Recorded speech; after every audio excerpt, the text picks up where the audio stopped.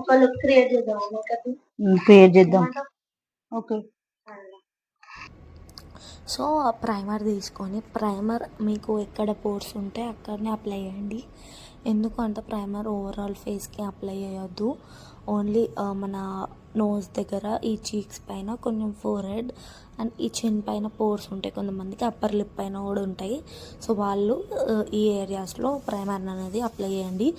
Opposite direction apply చేయాలి. తర్వాత మీరు కన్సిలర్ తీసుకొని మీ షేడ్ ఎగ్జాక్ట్ మీకు ఏమైనా బ్లెమిషెస్ కానీ ఏమన్నా పిగ్మెంటేషన్ ఉంటే దాన్ని కవర్ చేసి నార్మల్ కాంపాక్ట్ పౌడర్ ఉంటుంది కదా, కాంపాక్ట్ పౌడర్తో మొత్తం ఈవెన్ చేసుకోవాలన్నమాట కన్సీలర్ ఇంకా మన ఓవరాల్ ఫేస్ని.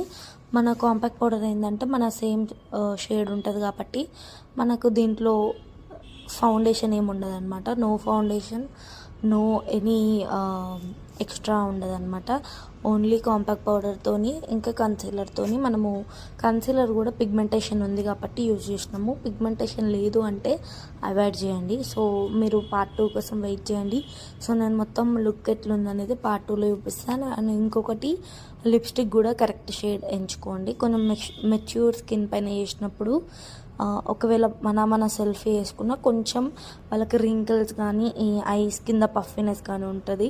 సో అది పాపప్ అవ్వకుండా కామ్ డౌన్ ఉండేటట్టు చేయాలి. So part 2